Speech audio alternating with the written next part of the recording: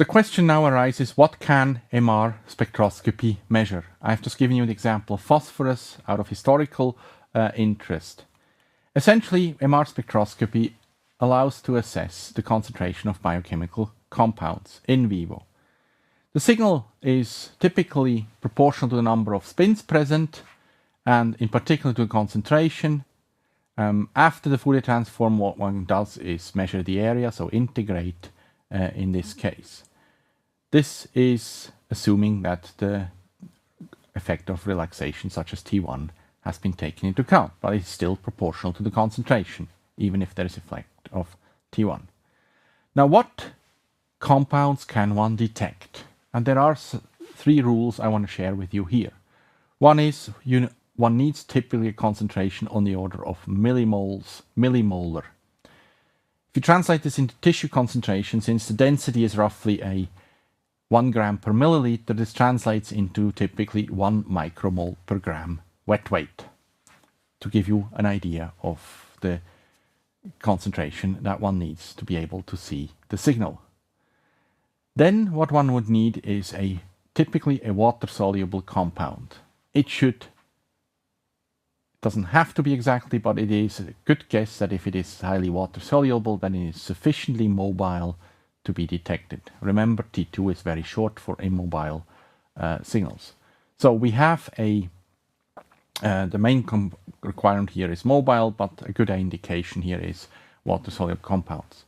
We can, for example, measure vitamin C in our brains. We know it's 1.5 micromoles per gram is the concentration. But vitamin E, which intercalates into the membranes in the lipid bilayers, is not detectable.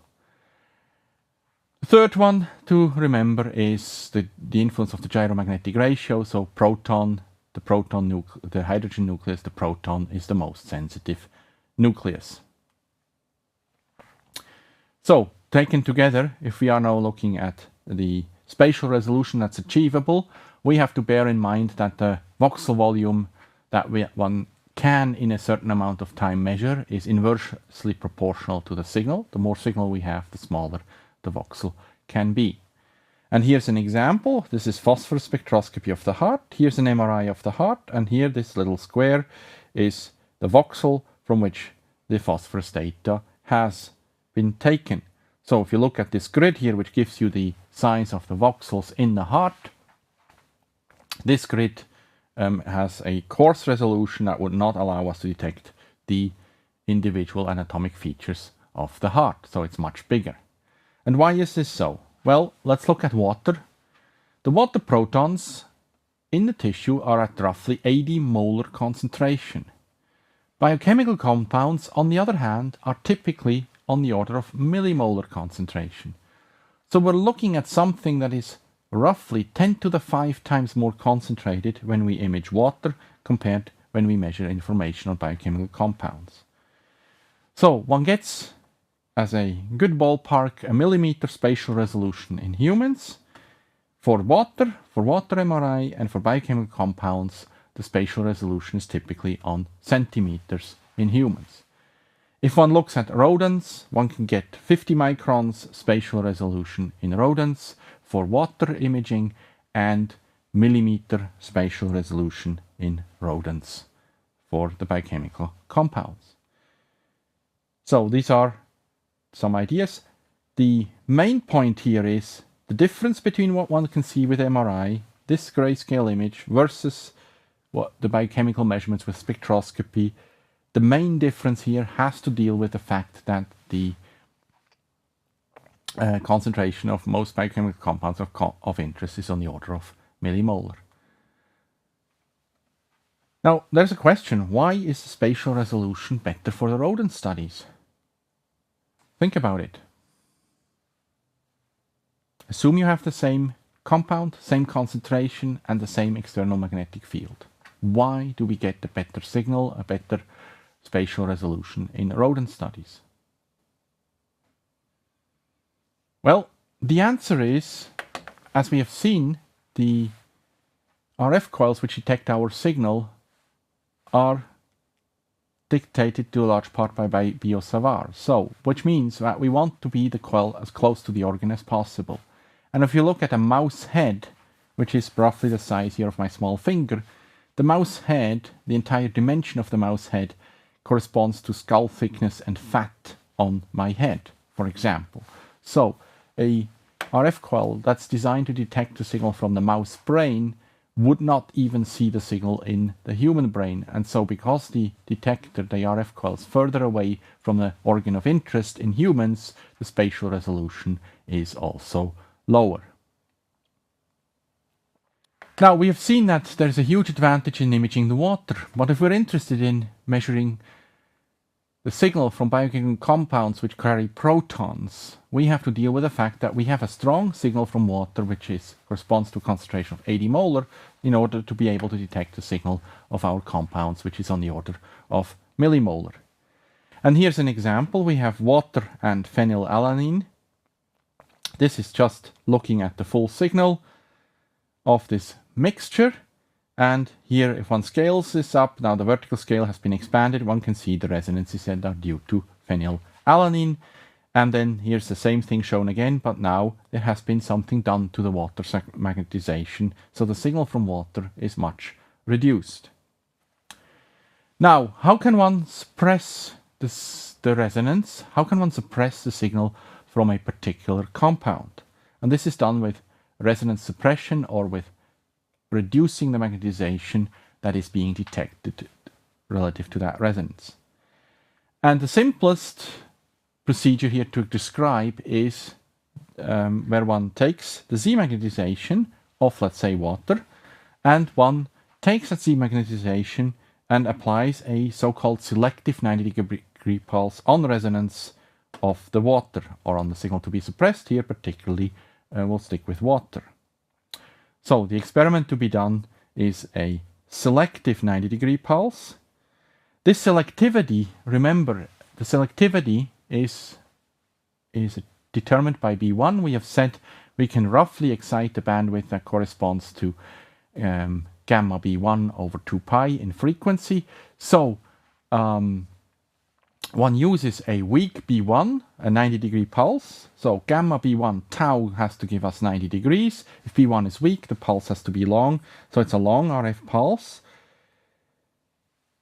With after that pulse, the Z magnetization of the water is 0, but that of the other compounds has not been affected because the B effective is along Z. And then one applies for example, an alpha degree pulse for excitation of antidetection. We'll assume here that something has been done between the 90-degree pulse on water and this excitation pulse, such that the transverse magnetization of the water does not generate a measurable signal. You can assume it has been decayed by D2. We'll discuss in next week's lecture some of the measures that allow us to destroy the transverse magnetization, that is by dephasing. But for now, we'll just assume this has been done. So our signal here then will contain only the signals of interest, and the water is no longer there. So let's take an example from muscle here. This is the water signal. Here we have the lipid signals, water and fat. And now one applies such a 90-degree selective pulse on the water signal. And here is the signal that is being observed. Not very interesting, because at this scale one can roughly see some bump here. So one can vertically expand this scale, and now we can see all the resonances linked to the fat signal, monounsaturated fatty acids, polyunsaturated fatty acids, and all sorts of different chemical environments of the proton nuclei, and the water signal here is substantially reduced. That allows to see those details.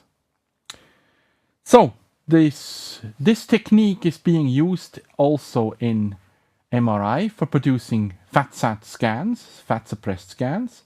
So we'll first take the technique. We'll have here the signal from water and from the lipid or fat.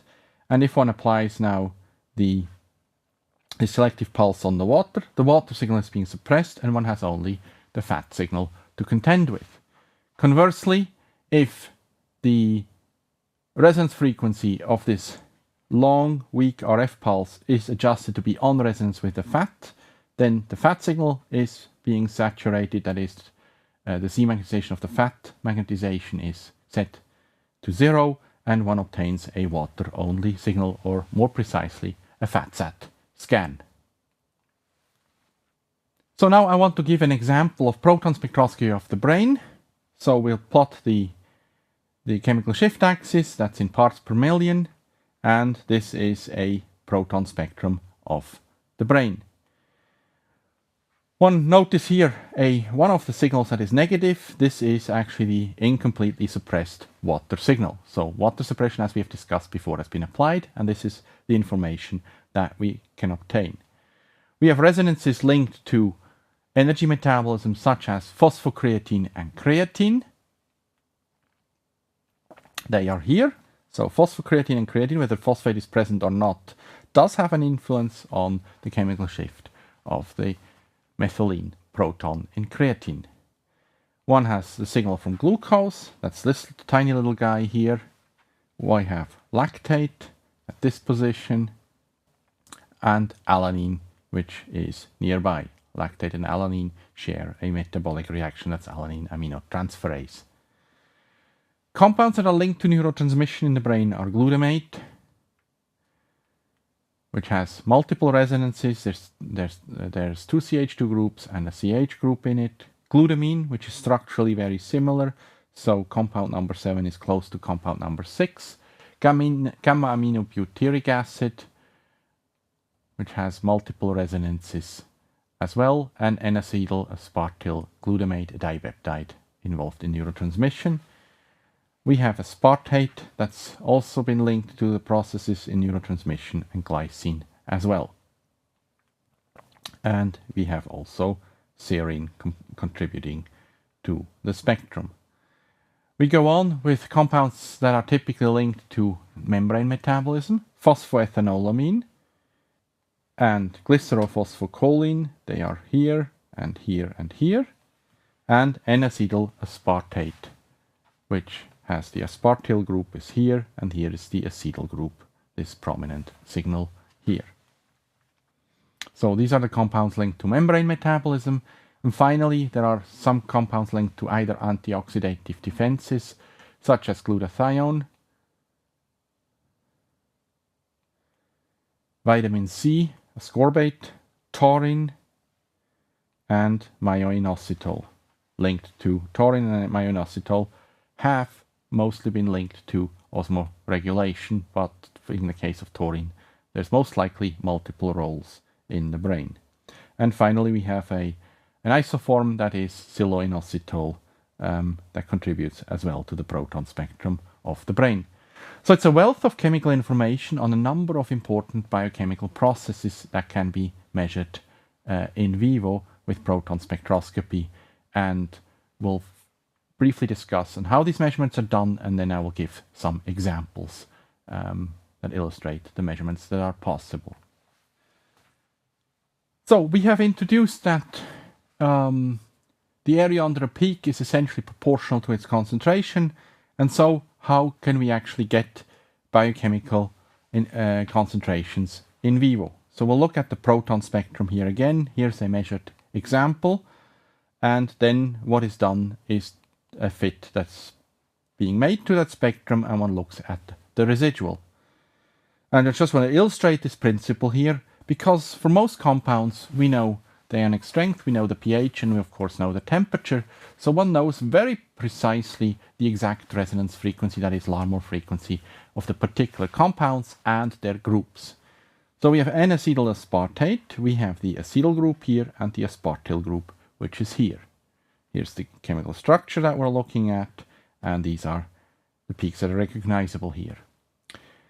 We have glutamine, here's its structure, and here are the peaks that are linked to the glutamine, 2 CH2 groups and 1 CH group. And finally, we have glutamate. Here's its structure, and glutamate has these resonances. Notice the difference between glutamate and glutamine is this NH2 group that is changes this group here to an NH2 group. So for the resonances, the further away we are from here, the more similar they are. So we have glutamine, glutamate here is fairly similar, and here's almost the same chemical shift, but in this group, which is the closest to this, to the carboxyl terminal here, is the biggest chemical shift at this position. That has to do with chemical proximity and the change in the electron cloud configuration. Last example here is lactate. We have the methyl peak here, and the CH group is here. Here's the molecule. Methyl peak is here, and the CH group is here. And we see very nicely the doublet here that tells us that there's a CH group nearby. For measuring these concentrations, one measures a in vivo spectrum, fits to it the model spectra obtained under in vivo conditions, and this way allows us to deconvolute the number of concentrations and measure therefore up to 20 different neurochemical compounds in vivo. So here I want to give an example of metabolic phenotyping of transgenic animals. This is a historical study here. What one was looking at is wild-type animals and transgenic animals for Huntington disease. It's a Huntington gene knock-in, the so-called R62 mouse. And in that particular study, over 7 mice, what one saw is a difference in glutamine levels.